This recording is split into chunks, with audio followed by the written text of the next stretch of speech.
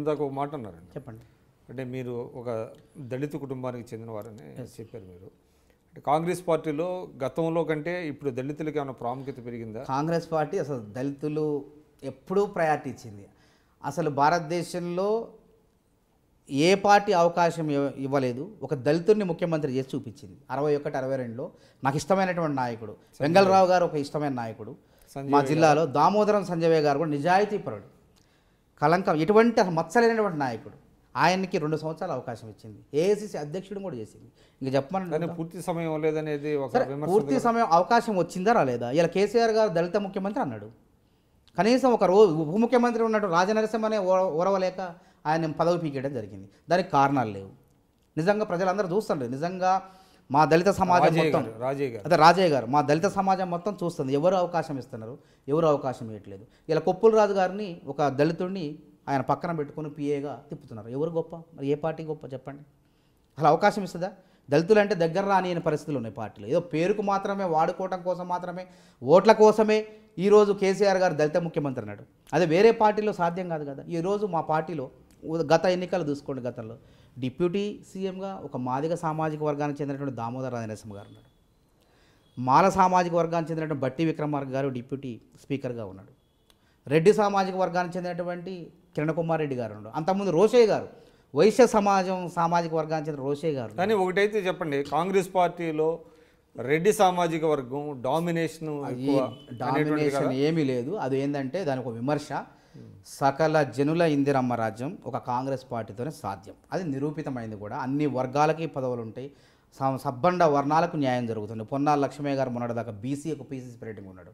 ఇలా ఉత్తమ్ కుమార్ రెడ్డి గారు PCC president. రేపు ఇంకోళ్ళు రావచ్చు. రేపు ముఖ్యమంత్రి ఇంకోళ్ళు కావచ్చు. అట్లా అన్ని వర్గాల వారికి అవకాశాలు ఇచ్చే పార్టీ, వచ్చే పార్టీ ఒక కాంగ్రెస్ పార్టీ. అంతేగాని ఇప్పుడు టీఆర్ఎస్ పార్టీలో ఒక దళితుడు పార్టీ అధ్యక్షుడు అవుతారా? ఒక దళితుడు ముఖ్యమంత్రి అని కూడా వాళ్ళు చేయలేదు. జనమంతా నవ్వుతున్నా కానీ, ఇచ్చిన హామీ నిలబెట్టుకోలేదని నవ్వుతున్నా కానీ వాళ్ళు కనీసం అది సిగ్గు కూడా అనిపించలే వాళ్ళకి. అదే ఒక ప్రాంతీయ పార్టీలు ఉన్నాయి, వేరే పార్టీలు. ఇప్పుడు టీడీపీ పార్టీలు కూడా సాధ్యం కాదు. చంద్రబాబు నాయుడు గారు ఉంటారు, లేకపోతే వేరే వాళ్ళు ఉంటారు. ఇంకా మిగతా ప్రాంతీయ పార్టీలు చూసుకోండి, ఏ పార్టీలో అయినా కానీ ఒక దళితుడు కానీ, ఒక గిరిజనుడు కానీ, ఒక సామాన్యుడు కానీ అవకాశాలు కల్పించే పార్టీ ఒక జాతీయ పార్టీ కాంగ్రెస్ పార్టీ నిరూపించింది కూడా. అది చెప్పండి మానవతారాయ్ గారు, ఇప్పుడు రాబోతున్న ఎన్నికల్లో మీరు టీడీపీతో పొత్తు పెట్టుకున్నారు, టీజేఎస్, సిపిఐ కూడా. లేకపోతే సిపిఐకి ఖమ్మం జిల్లాలో చాలా బలమైనటువంటి ప్రాంతాలు ఉన్నాయి. అవి వదులుకోవటం మూలన భవిష్యత్తులో అక్కడ పార్టీ దెబ్బతినే అవకాశం ఉంటుందంటారా?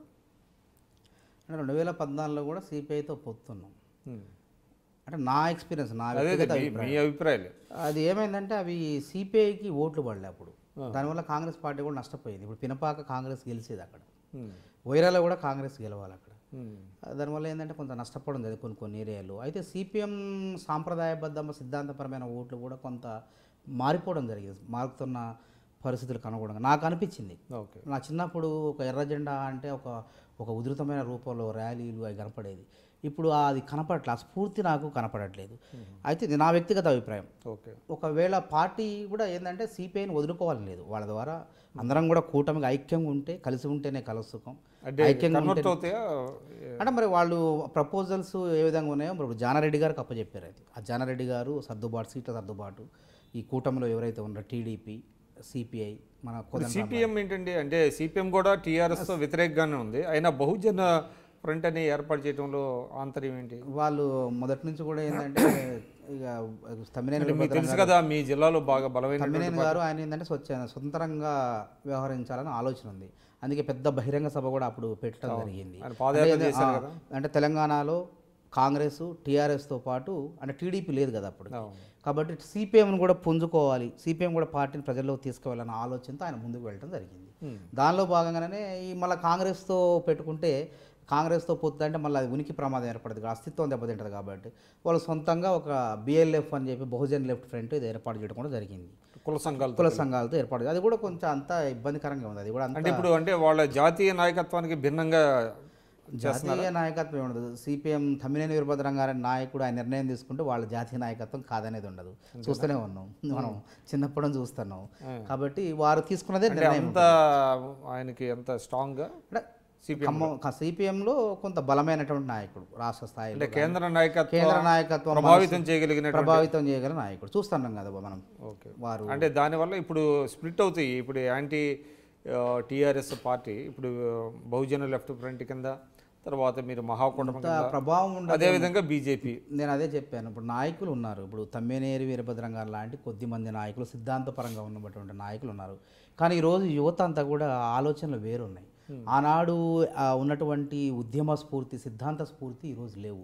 ఎందుకంటే నేను ఉద్యమాల కిల్లాలో నుంచి వచ్చాను. నేను ఖమ్మం జిల్లా అంటే కమ్యూనిస్టు కంచుకోట అన్నారు, జలగం వెంగళరావు గారికి కమ్యూనిస్టులకి, తర్వాత సిద్ధారెడ్డి గారికి, బోడేపూడి వెంకటేశ్వరరావు గారు పెద్ద పెద్ద మహానాయకులు వాళ్ళు. అంటే వాళ్ళు నిజంగా వాళ్ళ సిద్ధాంతం ఉంది, త్యాగం ఉంది. కానీ ఈరోజు ఈ కింద స్థాయిలో నాకు కనపడట్లేదు.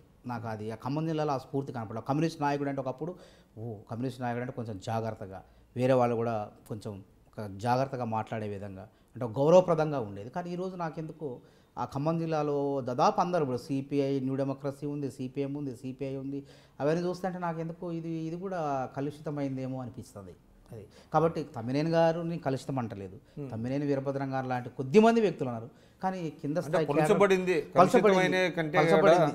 ఆ మాటకు వస్తే మీ కాంగ్రెస్ ని ఎక్కువ విమర్శలు వస్తాయి. పలుచబడింది అంటే విమర్శన కాదు, వాస్తవం చెప్తాను. అంటే మీరు చెప్పాల్సింది ఏంటంటే పలుచబడింది. చిన్నప్పుడు నా చిన్నతనంలో ఉన్న కమ్యూనిస్ట్ స్ఫూర్తి ఇప్పుడు కనపడట్లేదు ఖమ్మం జిల్లాలో. అది వాస్తవం. అది కాబట్టి ఒక తమ్మినేని వీరభద్రం గారు లాంటి సిద్ధాంతపరమైన కమ్యూనిస్టులతో పొత్తు పెట్టుకోవడం వల్ల అంటే మీలాంటి వాళ్ళ ఆశావహులకి కొంచెం ఇబ్బంది కలుగుతాం. ఇక పొత్తు అన్నప్పుడు అవతల వ్యక్తుల్ని ఢీకొనాలన్నప్పుడు త్యాగాలు తప్పవు. ఇప్పుడు త్యాగాలు చేసే పరిస్థితిలో త్యాగం 2014లో కూడా నేను టికెట్ అడిగిన సత్తుపల్లి, నా సత్తుపల్లి స్వస్థలం, అది ఎస్సీ రిజర్వ్డ్. సీనియర్ మాజీ మంత్రివర్యులు సంబాన్ చంద్రశేఖర్ గారు అక్కడ ఉన్నారు.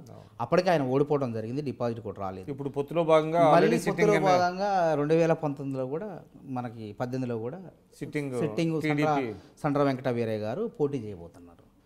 సరే, మనకు తెలిసిందే మనం పార్టీ ఏ విధంగా చెప్తే ఆ విధంగా నడుచుకునేవాడు. సో మీరు ఒక్కలేని కాదు, దాదాపు ఒక 35 సీట్లు కోల్పోయే అవకాశం కనబడుతుంది. చాలా మంది ఆశావహులకి కాంగ్రెస్ పార్టీ నుంచి ఇబ్బందికరమైన పరిస్థితి, కానీ తప్పదు.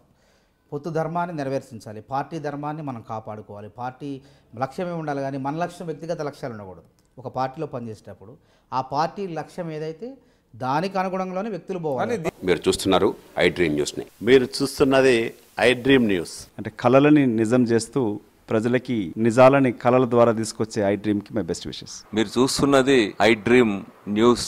మీరు చూస్తున్నారు I dream channel. For more videos please subscribe I dream. మరిన్ని వీడియోల కోసం ఐ డ్రీమ్ ని సబ్స్క్రైబ్ చేయండి. Please subscribe I dream. And I very much satisfied with the way interview went on. Kindly subscribe to iDream. For more videos, subscribe to iDream.